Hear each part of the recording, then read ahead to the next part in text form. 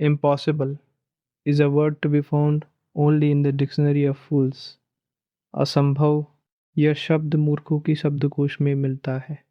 यह कहा था उस व्यक्ति ने जिसने अपनी इच्छा शक्ति से इतिहास की दिशा मोड़ दी। न वह जन्म से राजा था, न किसी साम्राज्य का वारिस, फिर भी उसने राजाओं को झुकाया और एक पूरे महाद्वीप को बदल दिया। कोर्सिका का एक शांत अकेला बालक जो किताबों में साम्राज्य खोजता था, धीरे धीरे युद्ध भूमि का स्वामी बन गया। रणनीति उसका हथियार थी, अनुशासन उसकी शक्ति और समय उसका सबसे बड़ा सहयोगी। इटली में उसने असंभव को संभव किया, ऑस्टरलिट्ज में साम्राज्यों को झुकाया, यूरोप उसके नाम से कांपने लगा। लेकिन इतिहास सिर्फ विजयों से नहीं बनता। रूस की बर्फ, लाइप्जिग का तूफान, वाटरलू का अंतिम संघर्ष और फिर सेंट हेलेना का सन्नाटा, ये केवल एक जीवन की कहानी नहीं, यह शक्ति, रणनीति और विरासत की कहानी है।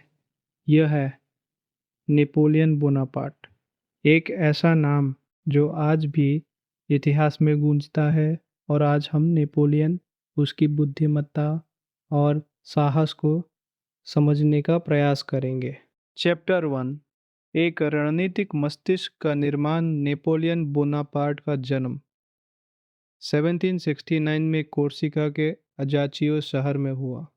उस समय जब यह द्वीप हाल ही में जेनोआ से फ्रांस के नियंत्रण में आया था, इसी कारण उसकी पहचान गहराई से दो हिस्सों में बंटी हुई थी। जन्म से वह कोर्सिकन था, लेकिन शिक्षा और अवसर उसे फ्रांस ने दिए। उसका परिवार इटली की छोटी कुलीनता से संबंधित था। सम्मान था पर धन सीमित था। बचपन से ही नेपोलियन के भीतर गर्व और असुरक्षा दोनों साथ साथ विकसित हुए। वंश पर गर्व, लेकिन सामाजिक स्थिति को लेकर असुरक्षा। 9 वर्ष की आयु में उसे फ्रांस के सैन्य विद्यालय भेजा गया, जहां वह सामाजिक रूप से अलग थलग पड़ गया। उसकी फ्रेंच भाषा पर कोर्सिकन प्रभाव था। आर्थिक स्थिति कमजोर थी और उसे अक्सर उपवास सहना पड़ा। परंतु यह एकांत उसके लिए कमजोरी नहीं बना। उसने इसे अपने निर्माण का साधन बना लिया। उसने गहन अध्ययन की आदत विकसित की और अपना अधिकांश समय पुस्तकों में बिताया। उसने प्लूटार्क की जीवनी, पोलिबियस के लेख और सिकंदर महान व जूलियस सीजर के अभियानों का अध्ययन किया। वह इन कथाओं को केवल प्रेरणा के रूप में नहीं पढ़ता था, बल्कि नेतृत्व, युद्ध नीति, संगठन और सत्ता की संरचना को समझने के लिए पढ़ता था। पेरिस के सैन्य विद्यालय में उसने तोपखाने की शाखा चुनी, जो गणित और तकनीकी समझ पर आधारित थी।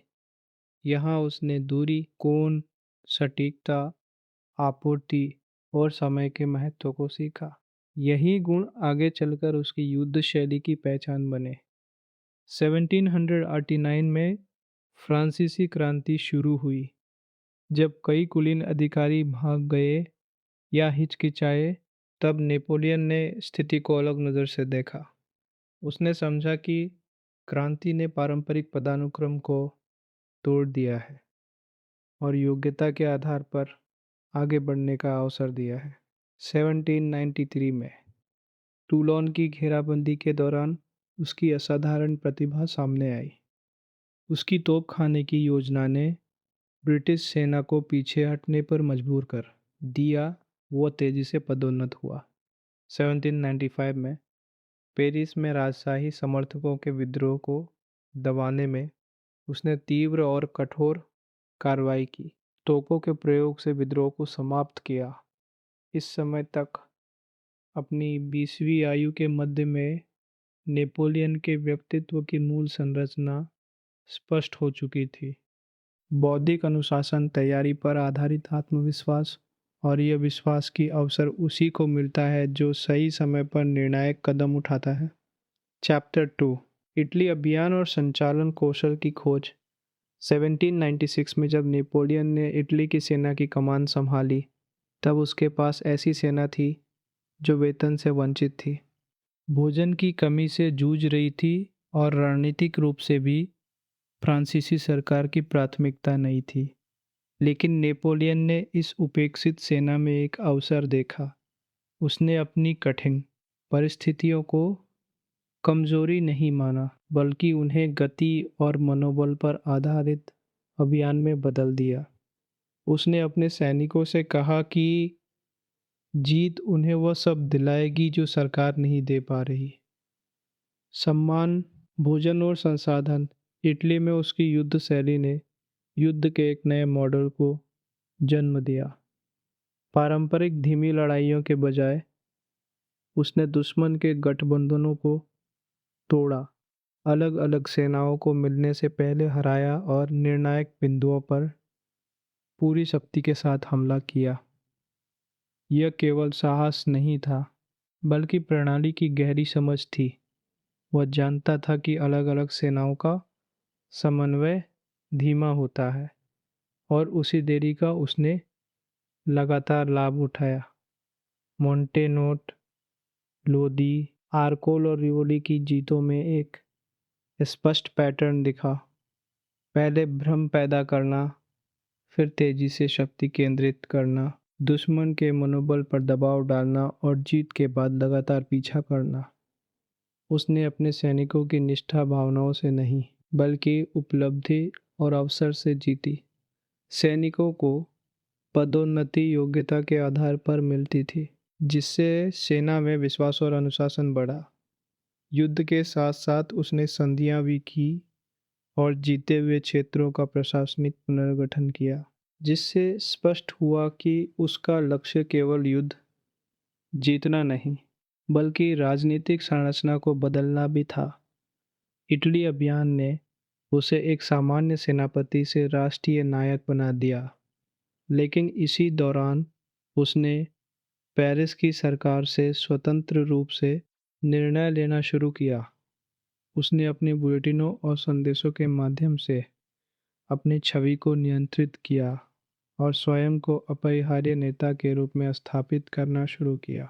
1798 में उसने मिस्र अभियान शुरू किया, जिसका उद्देश्य ब्रिटेन के व्यापार मार्गों को कमजोर करना और पूर्व में प्रभाव स्थापित करना था। हालांकि ब्रिटिश नौसेना की जीत के कारण अभियान रणनीतिक रूप से सीमित रहा, फिर भी नेपोलियन ने अपने साथ वैज्ञानिकों, विद्वानों और प्रशासकों को ले जाकर यह दिखाया कि उसका दृष्टिकोण केवल सैन्य विजय तक सीमित नहीं था। उसने ज्ञान, संस्कृति और आर्थिक प्रभाव को भी महत्व दिया। यद्यपि मिस्र अभियान सैन्य दृष्टि से निर्णायक नहीं था, लेकिन वह फ्रांस वापस लौट आया इससे पहले कि उसकी असफलताएं उसकी छवि को प्रभावित करती। इस बीच फ्रांस की राजनीति डायरेक्टरी के तहत अस्थिर हो चुकी थी। नेपोलियन ने यह पहचाना कि वही विभाजन और कमजोरी जिसका उसने इटली में लाभ उठाया था, अब फ्रांसीसी सरकार में भी मौजूद है। 1799 में उसने 18 ब्रूमेर के तख्तापलट के माध्यम से सत्ता संभाली और प्रथम कौंसल बन गया। उसने इस सत्ता परिवर्तन को तानाशाही नहीं, बल्कि स्थिरता की पुनर्स्थापना के रूप में प्रस्तुत किया।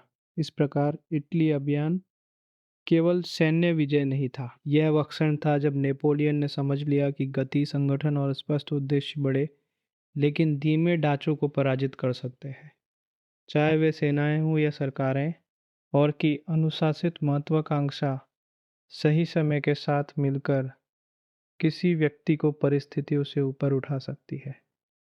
चैप्टर 3, आधुनिक राज्य का निर्माता। प्रथम कौंसल और बाद में सम्राट के रूप में नेपोलियन ने अपनी असाधारण ऊर्जा को युद्ध भूमि से हटाकर राज्य निर्माण पर केंद्रित किया, और इसी काल में उसकी स्थायी विरासत सबसे स्पष्ट रूप से दिखाई देती है। उसने समझ लिया था कि क्रांतियाँ अक्सर प्रशासनिक अव्यवस्था के कारण कमज़ोर हो जाती हैं। इसलिए उसने सत्ता को केंद्रीकृत किया, लेकिन क्रांति के मुख्य सिद्धांत कानून के सामने समानता और योग्यता के आधार पर अवसर को बनाए रखा। उसका सबसे महत्वपूर्ण कार्य नेपोलियन कोड था, जिसने अलग-अलग सामंती कानूनों की जगह एक अस्पष्ट और एकीकृत कानूनी व्यवस्था स्थापित की। इस कानून ने पुरुषों के लिए नागरिक समानता, संपत्ति के अधिकार, धर्मनिरपेक्ष शासन और न्यायिक प्रक्रिया में स्पष्टता को मजबूत किया। यह कोड केवल फ्रांस तक सीमित नहीं रहा, बल्कि यूरोप के कई हिस्सों में लागू हुआ और बाद में विश्व की कई कानूनी प्रणालियों को प्रभावित किया, जिससे उसका प्रभाव उसके साम्राज्य के जीवन काल से बहुत आगे तक फैल गया। आर्थिक रूप से उसने बैंक ऑफ फ्रांस की स्थापना की, जिससे मुद्रा स्थिर हुई और वित्तीय विश्वास वापस आया। उसने कर व्यवस्था को अधिक प्रभावी बनाया और बुनियादी ढांचे में निवेश किया, क्योंकि वह समझता था कि स्थायी शक्ति के लिए प्रशासनिक स्थिरता आवश्यक है, केवल सैन्य विजय पर्याप्त नहीं होती। शिक्षा के क्षेत्र में उसने लीसे नामक संस्थानों की स्थापना की, जहां से प्रशिक्षित और योग्य अधिकारी तैयार होते थे, जो वंशानुगत विशेषाधिकार के बजाय राज्य के प्रति निष्ठावान होते थे। चर्च के साथ उसके समझौते, जिसे कॉनकॉर्डेट कहा जाता है, ने धार्मिक संघर्ष को कम किया, लेकिन राज्य की सर्वोच्चता को बनाए रखा। यह उसके व्यावहारिक दृष्टिकोण को दिखाता है, जहां वह विचारधारा से अधिक स्थिरता और नियंत्रण को महत्व देता था। 1804 में जब उसने स्वयं को सम्राट घोषित किया और अपने सिर पर स्वयं मुकुट रखा, तो यह प्रतीक था कि उसकी सत्ता जन्म से नहीं, बल्कि उपलब्धि और नियंत्रण से आई है। सैन्य रूप से इस काल का चरम 1805 का अभियान था, जिसमें उसने तीसरे गठबंधन ब्रिटेन, ऑस्ट्रिया और रूस का सामना किया। ऑस्टरलिड्स के युद्ध में उसने रणनीतिक धैर्य और भ्रम पैदा करने की नीति अपनाई। उसने दुश्मन को कमज़ोर स्थिति में आने दिया और फिर सही समय पर निर्णायक प्रहार किया। इस युद्ध को उसकी सबसे बड़ी रणनीतिक उपलब्धियों में गिना जाता है, क्योंकि इसमें मनोवैज्ञानिक दबाव, भूभाग का सही उपयोग और समय का सटीक चुनाव एक साथ दिखाई देते हैं। इस जीत के बाद उसने पवित्र रोमन साम्राज्य को समाप्त कर दिया और जर्मन राज्यों को कॉन्फेडरेशन ऑफ द राइन में संगठित किया, जिससे मध्य यूरोप की राजनीतिक संरचना बदल गई।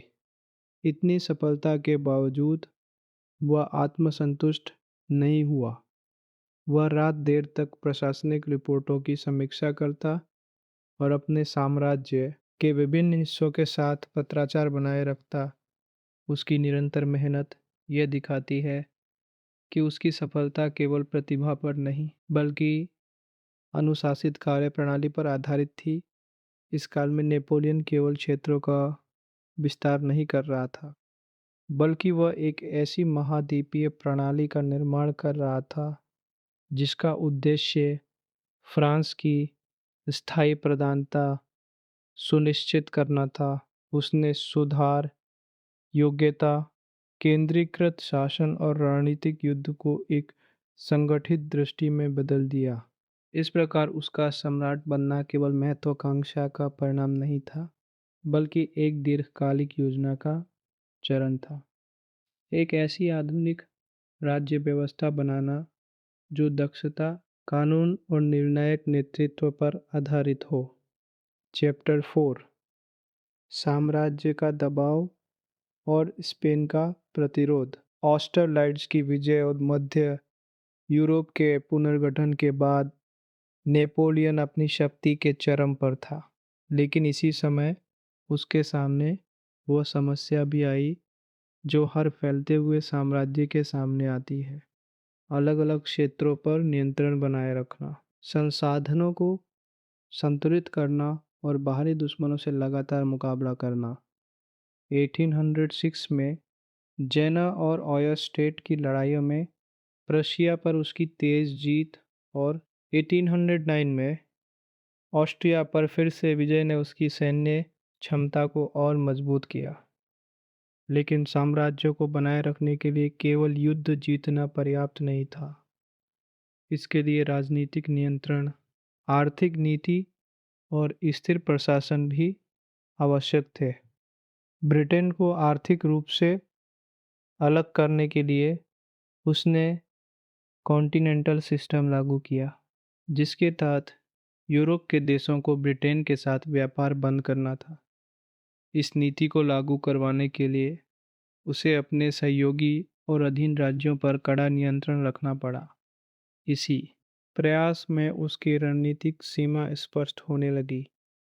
1800 अर्थ में उसने स्पेन की राजशाही में हस्तक्षेप किया और अपने भाई जोसेफ बोनापार्ट को स्पेन का राजा बना दिया, यह सोचकर कि प्रशासनिक नियंत्रण आसानी से स्थापित हो जाएगा, जैसा अन्य स्थानों पर हुआ था। लेकिन स्पेन में स्थिति अलग थी। वहाँ व्यापक जन प्रतिरोध शुरू हो गया, जिसने पारंपरिक युद्ध के बजाय गुरिल्ला युद्ध का रूप ले लिया। छोटी छोटी टुकड़ियां फ्रांसीसी सेना पर अचानक हमला करती, आपूर्ति मार्गों को काटती और लगातार दबाव बनाए रखती। इस प्रकार का युद्ध धीमा, कठोर और संसाधन खर्चीला था। ब्रिटेन ने भी इस अवसर का लाभ उठाया और वेलिंगटन के नेतृत्व में स्पेन और पुर्तगाल में फ्रांसीसी सेना के खिलाफ स्थायी मोर्चा खोल दिया।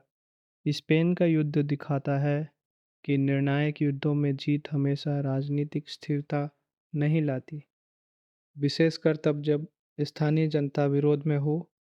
यह संघर्ष नेपोलियन की शक्ति को धीरे धीरे कमजोर करने लगा, क्योंकि उसे लगातार सेना और संसाधन इस क्षेत्र में लगाने पड़े। उसने पूरे साम्राज्य में प्रशासनिक सुधार जारी रखे, कानून लागू किए और केंद्रीकृत शासन को मजबूत किया। लेकिन स्पेन का युद्ध एक स्थायी कमजोरी बन गया।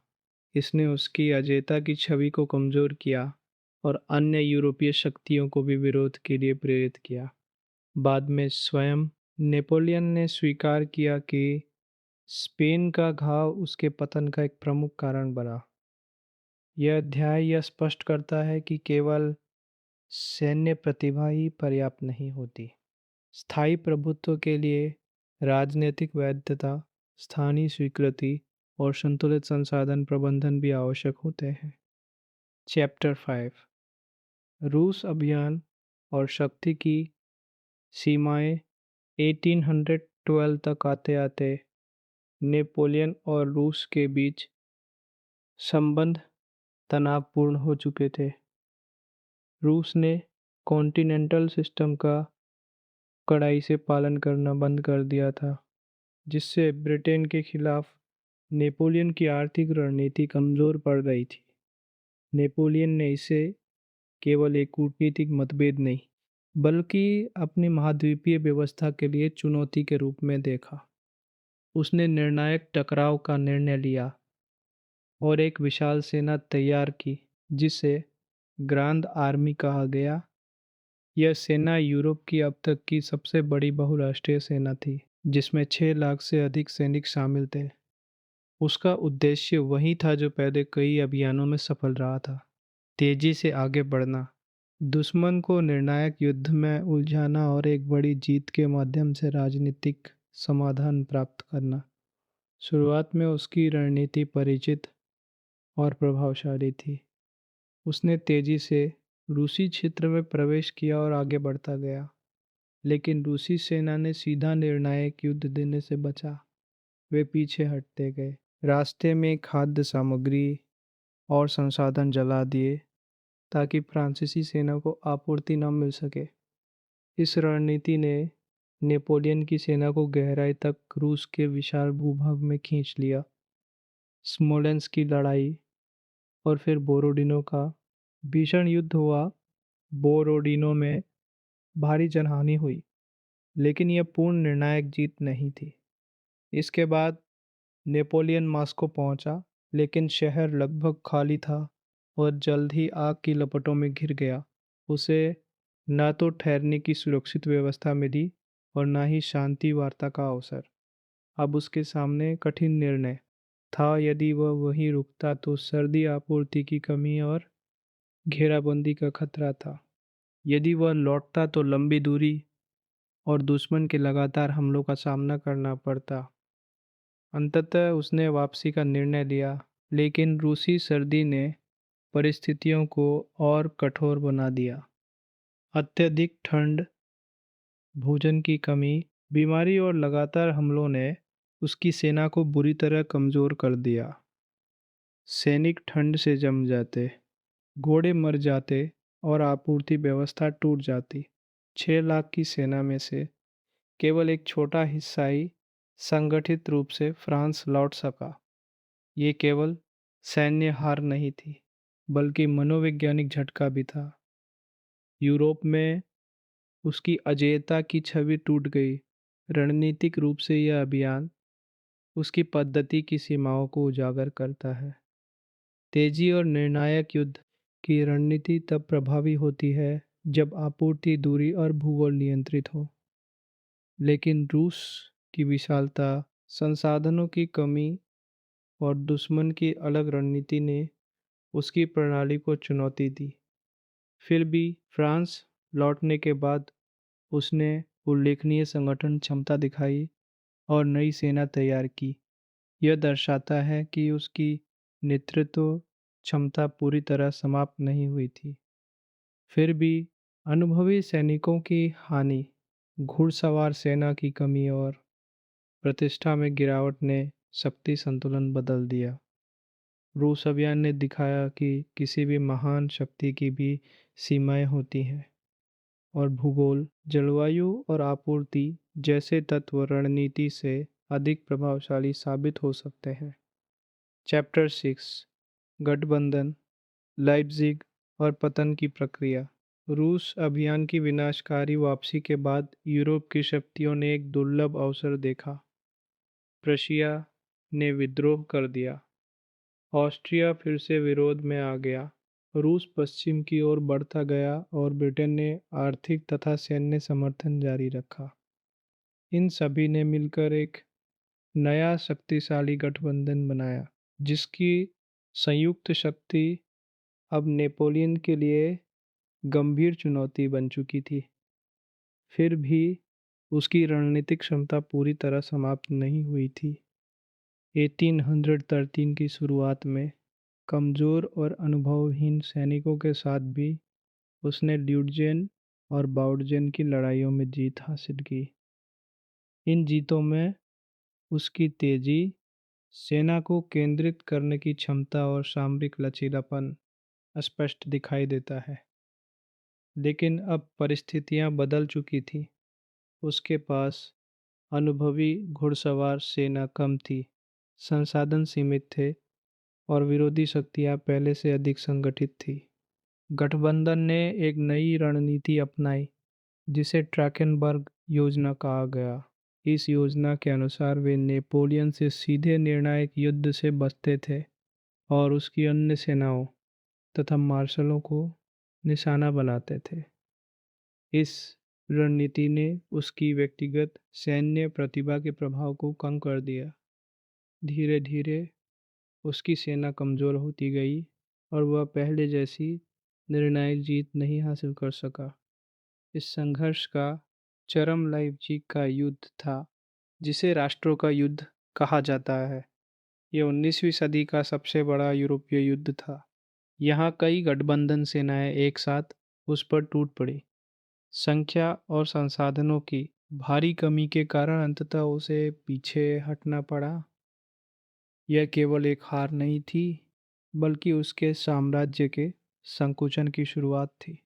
उसके कई सहयोगी राज्य उससे अलग हो गए और उसकी शक्ति सीमित होती चली गई। 1814 में गठबंधन सेनाएं फ्रांस में प्रवेश कर गईं। इस कठिन परिस्थिति में भी नेपोलियन ने उल्लेखनीय रक्षा अभियान चलाया। उसने छोटी-छोटी जीतें हासिल की, अपनी तेजी और रणनीतिक कौशल से दुश्मनों को कुछ समय तक रोके रखा। लेकिन संसाधनों की कमी, सैनिकों की थकान और राजनीतिक दबाव के कारण वह स्थिति को पूरी तरह पलट नहीं सका। अंततः पेरिस गिर गया। अप्रैल 1814 में नेपोलियन को सिंहासन त्यागना पड़ा और उसे एल्बा द्वीप पर निर्वासित कर दिया गया। यह पतन अचानक नहीं हुआ बल्कि लगातार हार, घटते संसाधन और संगठित विरोध का परिणाम था। उसकी प्रतिभा और नेतृत्व क्षमता बनी रही, लेकिन परिस्थितियां उसके पक्ष में नहीं थी। यह अध्याय दिखाता है कि जब संरचनात्मक परिस्थितियां प्रतिकूल हो जाती हैं, तब सबसे महान नेता भी लंबे समय तक उनका सामना नहीं कर सकता। चैप्टर 7, वापसी और सत्ता का पुनर्गठन। 1814 में एल्बा द्वीप पर निर्वासन के बाद भी नेपोलियन को औपचारिक रूप से सम्राट की उपाधि दी गई थी और उसे सीमित प्रशासनिक नियंत्रण भी मिला था, परंतु वह निष्क्रिय नहीं बैठा। उसने यूरोप की राजनीति को ध्यान से देखा और समझा कि युद्ध के बाद बनाई गई नई व्यवस्था उतनी स्थिर नहीं थी जितनी विजयी शक्तियां समझ रही थी। फ्रांस में बोरबोन वंश की पुनर्स्थापना के साथ लुई 18वें को सिंहासन मिला, लेकिन ये नई राजशाही क्रांति और नेपोलियन के समय हुए सामाजिक और प्रशासनिक परिवर्तनों के साथ पूरी तरह तालमेल नहीं बैठा पा रही थी।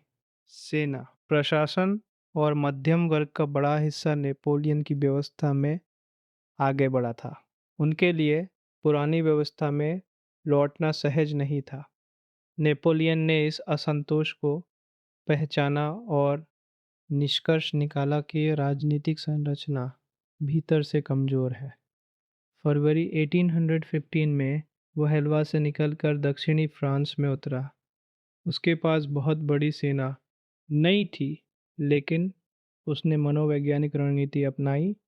जैसे जैसे वो पेरिस की ओर बढ़ा, उसे रोकने भेजी गई सेना उससे जुड़ती गई।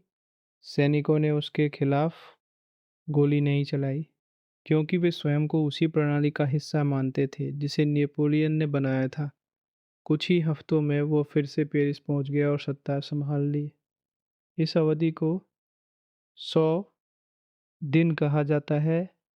वापसी के बाद उसने तुरंत प्रशासन को व्यवस्थित किया, सेना को पुनर्गठित किया और यूरोपीय शक्तियों को शांत करने की कोशिश की। लेकिन वियना में चल रही कांग्रेस ने उसकी वापसी को अस्थिरता का खतरा माना। ब्रिटेन, प्रशिया, ऑस्ट्रिया और रूस ने तुरंत एक नया गठबंधन बना लिया। नेपोलियन समझता था कि समय उसके खिलाफ है। फ्रांस के पास लंबा युद्ध लड़ने के संसाधन नहीं थे, इसलिए उसने वही रणनीति अपनाई जो पहले सफल रही थी। तेजी से हमला, दुश्मन को अलग अलग हराना और निर्णायक जीत हासिल करना। सीमित संसाधनों के बावजूद उसने सेना को प्रभावी रूप से संगठित किया। यह उसकी संगठन क्षमता का प्रमाण था। फिर भी इस बार स्थिति अलग थी। पूरा यूरोप उसके खिलाफ एकजुट था। अनुभवी सेनाएं तैयार थी और किसी भी गलती की गुंजाइश बहुत कम थी। 100 दिन उसकी अंतिम संगठित कोशिश थी, अपनी व्यवस्था को पुनः स्थापित करने की गति, तैयारी और निर्णायक युद्ध के माध्यम से। चैप्टर 8, वाटरलू और अंतिम रणनीतिक परीक्षा। वाटरलू का अभियान सैन्य इतिहास में सबसे अधिक विश्लेषित अभियानों में से एक है, क्योंकि ये केवल एक युद्ध नहीं, बल्कि नेपोलियन की पूरी रणनीतिक प्रणाली की अंतिम परीक्षा था। उसके सामने दो प्रमुख सेनाएं थी। वेलिंगटन के नेतृत्व में एंग्लो मित्र सेना और ब्लूसर के नेतृत्व में प्रशियाई सेना। नेपोलियन की योजना थी कि वह दोनों सेनाओं के बीच की स्थिति का लाभ उठाए और उन्हें एक साथ मिलने से पहले अलग-अलग पराजित करे। यह वही सिद्धांत था जिसने उसे पहले कई सफलताएं दिलाई थी। शुरुआती चरण में उसे आंशिक सफलता मिली। लिग्नी की लड़ाई में उसने प्रशियाई सेना को पीछे हटने पर मजबूर किया, लेकिन उन्हें पूरी तरह नष्ट नहीं कर सका। क्वात्र ब्रा में उसकी सेना वेलिंगटन को निर्णायक रूप से नहीं हरा सकी। 18 जून 1815 को वाटरलू के मैदान में निर्णायक युद्ध हुआ। पिछली रात हुई बारिश ने जमीन को कीचड़ में बदल दिया, जिससे तोपों की प्रभावशीलता कम हो गई और आक्रमण में देरी हुई। नेपोलियन ने बार बार हमले किए, तोपखाना, पैदल सेना और घुड़सवार सेना का संयोजन, लेकिन वेलिंगटन ने ऊंचे भूभाग और मजबूत रक्षात्मक स्थिति का लाभ उठाया। दोपहर के बाद प्रशियाई सेना अपेक्षा से जल्दी युद्धक क्षेत्र में पहुंच गई और फ्रांसीसी दाएं हिस्से पर दबाव बनाने लगी। अब नेपोलियन को दो मोर्चों पर लड़ना पड़ा। उसने अपनी अंतिम आरक्षित सेना इंपीरियल गार्ड को केंद्र पर निर्णायक आक्रमण के लिए भेजा। यह उसकी अंतिम संगठित कोशिश थी युद्ध को पलटने की। लेकिन जब गार्ड को पीछे हटना पड़ा तो पूरी फ्रांसीसी सेना का मनोबल टूट गया और पीछे हटना शुरू हो गया। वाटरलू केवल एक हार नहीं थी, बल्कि यह दिखाती है कि परिस्थितियां अब पूरी तरह बदल चुकी थीं। संसाधन कम थे, सहयोगी शक्तियां संगठित थी और समय उसके पक्ष में नहीं था। उसकी योजना तार्किक थी, लेकिन अब उसके पास पहले जैसा लचीलापन और सामरिक लाभ नहीं था। इस युद्ध के साथ उसकी महाद्वीपीय शक्ति का अंत हो गया। यह अचानक पतन नहीं था, बल्कि बदले हुए शक्ति संतुलन का परिणाम था।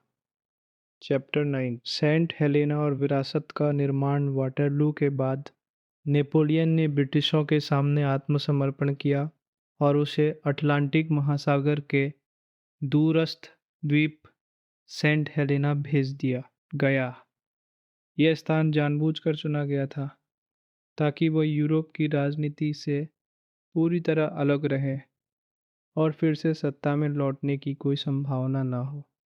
यहाँ उसका सैन्य और राजनीतिक जीवन समाप्त हो गया, लेकिन उसका बौद्धिक और ऐतिहासिक प्रभाव एक नए रूप में जारी रहा।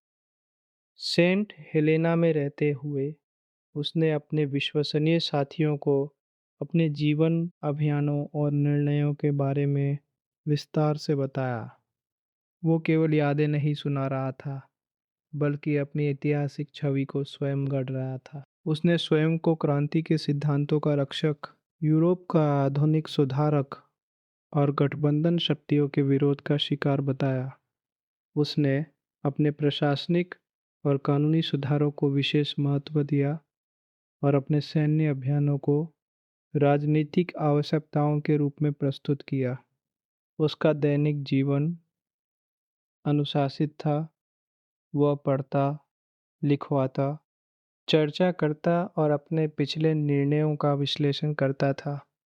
धीरे धीरे उसकी सेहत गिरने लगी, लेकिन उसका मानसिक संतुलन और विश्लेषणात्मक सोच अंत तक स्पष्ट रही। 5 मई 1821 को 51 वर्ष की आयु में उसकी मृत्यु हो गई। वह सत्ता और यूरोप से दूर था, लेकिन उसकी छवि पहले ही एक स्थायी प्रतीक बन चुकी थी। सेंट हेलेना में तैयार की गई उसकी स्मृतियां अत्यंत प्रभावशाली साबित हुई और आने वाली पीढ़ियों ने उसे केवल पराजित सम्राट के रूप में नहीं, बल्कि एक ऐसे नेता के रूप में देखा जिसने कानून, प्रशासन और शासन की संरचना को बदल दिया। इस प्रकार उसका निर्वासन केवल अंत नहीं था, बल्कि उसकी विरासत को स्थायी रूप देने का चरण था। चैप्टर 10, ऐतिहासिक प्रभाव और स्थायी व्यवस्था। नेपोलियन का महत्व केवल उसके युद्धों और विजित क्षेत्रों में नहीं, बल्कि उन व्यवस्थागत परिवर्तनों में है जिन्हें उसने यूरोप में तेजी से लागू किया। नेपोलियन कोड ने कानून को स्पष्ट, संगठित और समान बनाया। इसने नागरिक अधिकारों, संपत्ति की सुरक्षा और न्यायिक प्रक्रिया को मजबूत किया और कई देशों की कानूनी प्रणालियों को प्रभावित किया। प्रशासनिक केंद्रीकरण ने आधुनिक राष्ट्र राज्य के लिए एक प्रभावी ढांचा प्रदान किया, जिससे संसाधनों का संगठित उपयोग संभव हुआ। उसकी सेना की कोर प्रणाली तेजी पर आधारित रणनीति और राजनीतिक उद्देश्यों के साथ सैन्य अभियानों का समन्वय आधुनिक युद्ध की नींव बना। उसने मध्य यूरोप में सामंती संरचनाओं को कमजोर किया और राष्ट्रवाद के उदय को तेज किया। योग्यता आधारित पदोन्नति ने सामाजिक गतिशीलता को बढ़ाया और यह दिखाया कि संगठन प्रतिभा पर आधारित हो सकता है, न कि जन्म पर। उसका जीवन कुछ स्थायी रणनीतिक सबक भी देता है। अत्यधिक विस्तार बिना स्थायी नियंत्रण के प्रतिरोध को जन्म देता है। आपूर्ति, भूगोल और संसाधन किसी भी रणनीति की सीमाएं तय करते हैं, और जब विरोधी शक्तियां धैर्य और समन्वय के साथ कार्य करती हैं, तो वे सबसे शक्तिशाली नेता को भी चुनौती दे सकती है। नेपोलियन का जीवन यह दर्शाता है कि एक व्यक्ति का अनुशासन, संगठन और स्पष्ट उद्देश्य इतिहास की दिशा बदल सकता है, लेकिन संरचनात्मक परिस्थितियां उसकी सीमाएं भी तय करती है। उसका साम्राज्य समाप्त हो गया, परंतु उसके कानूनी, प्रशासनिक और सैन्य सुधार लंबे समय तक जीवित रहे।